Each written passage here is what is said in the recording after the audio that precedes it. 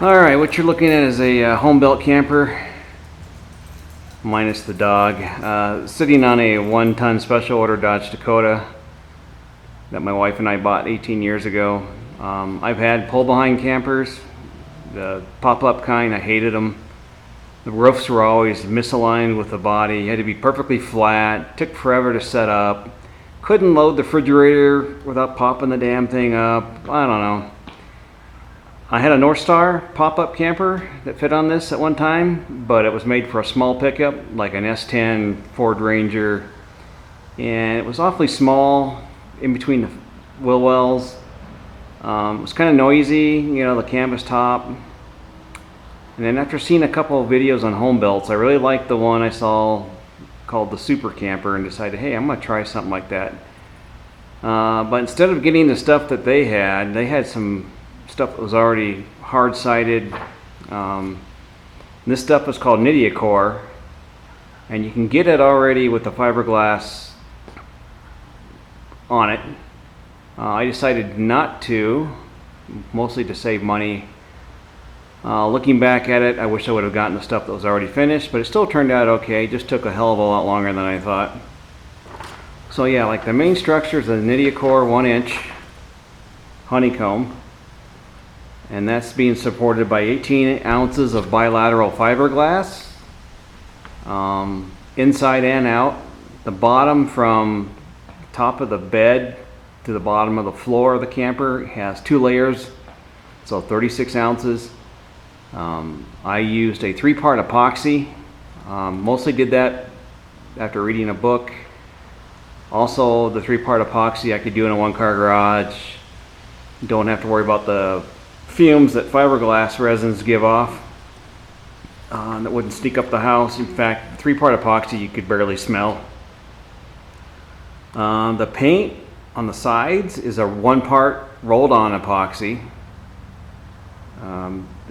The roof and the 2 inches that overlap the sides, and I'll show you that in a minute, is a rubber roof that I rolled on. It has 2x4 construction that is glued and screwed where the cab over meets the box. There's 2x4s there, and there's also 2x4s in the corners where the jacks. And then there's some fiberglass cornering in there too. Let's see. I guess we'll go take a look at it here. Hey Aspen, keep spraying. You've got vents for the charging circuit that's inside. There's a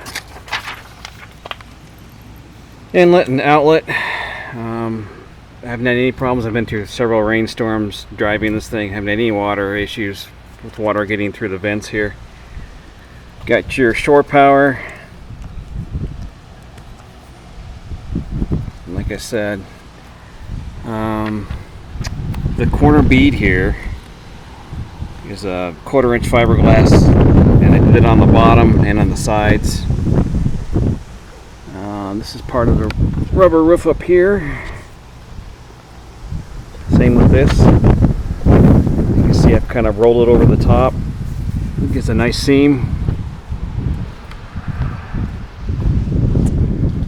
We've got outside light there, another outside light up there, sink drain, freshwater intake. This is the refrigerator vent. I'll show you that in a minute.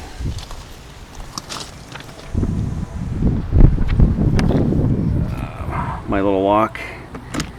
If I did this again, I'd probably make the door 1.5 inches so I wouldn't have to thicken it up, but it's alright, it worked. There's the overall view inside. Cushions I made myself. Material bought off of eBay. The 5-inch memory foam bed up there was a California king size, and I cut off a chunk of it and made the seat cushion out of. Closet. See if I've got storage in there. I want to put a coat hanger in there yet. The floor is big enough for a porta potty. I've measured like 3 or 4 different brands. They all fit. Something that most small campers don't have is a bathroom, and this is my closest thing I can come up with. So Porta Potty sits in there sideways, turn it 90 degrees, now it gives you all this room and gives you a little bit of privacy, actually quite a bit of privacy for the rest of the camper. Normally on a small camper, everyone's got to get out for somebody to use the Porta Potty, but in this case, an emergency, if it's raining, you know, people can get by. Anyway, there's no handle on this one. You can either grab it down here when you're down here, or when you're inside you can grab it from the top. 3-way switch.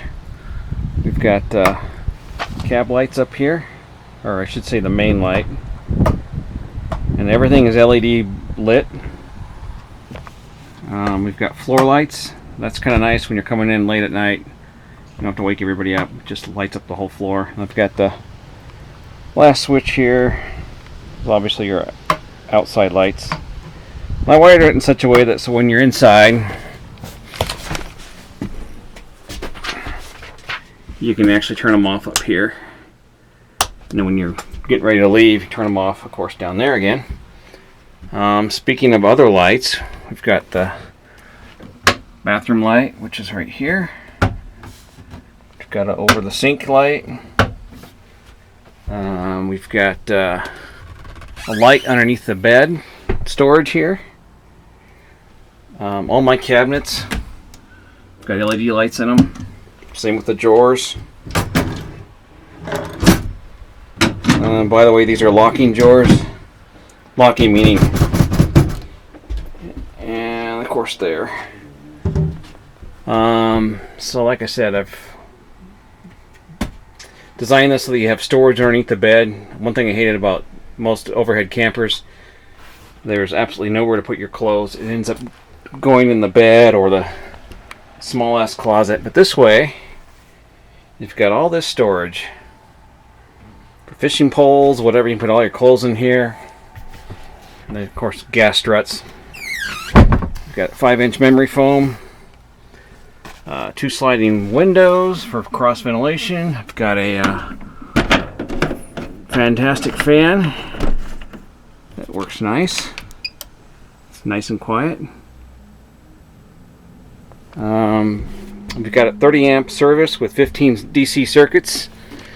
There's also the AC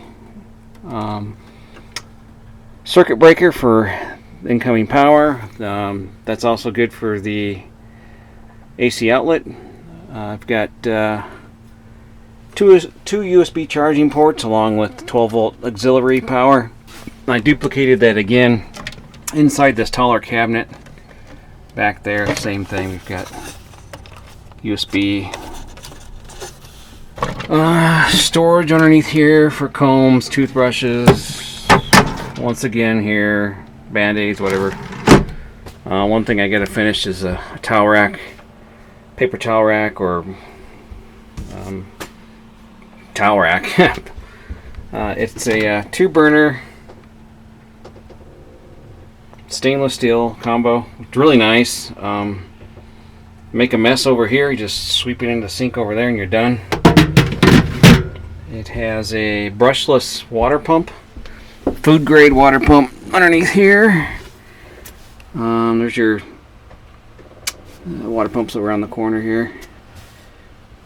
20-pound LP, 15-gallon water tank. Sits right up here in the front. Storage underneath. You can put dirty shoes or dirt, I don't know. Anyway, make use of the space. I've got some 12 volt auxiliary power there for future stereo. What else do we got here? Oh, my curtain.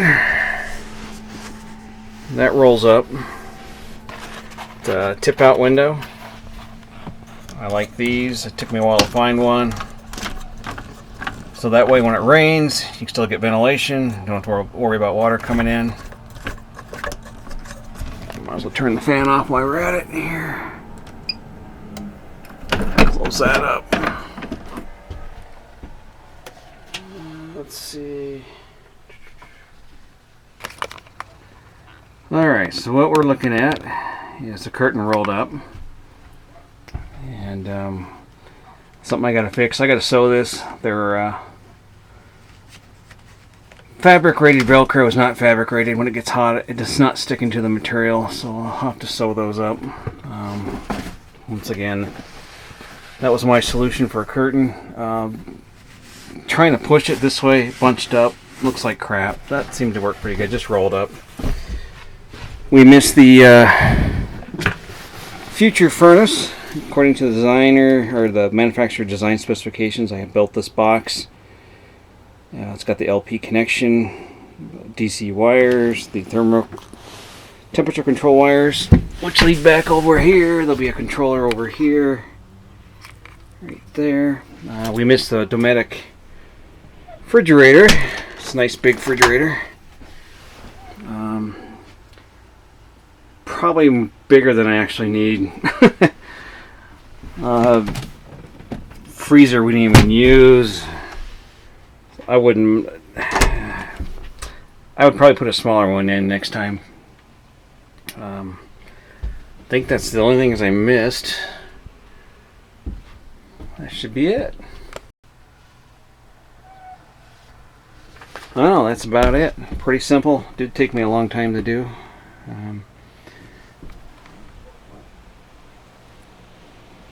What else there is to see here?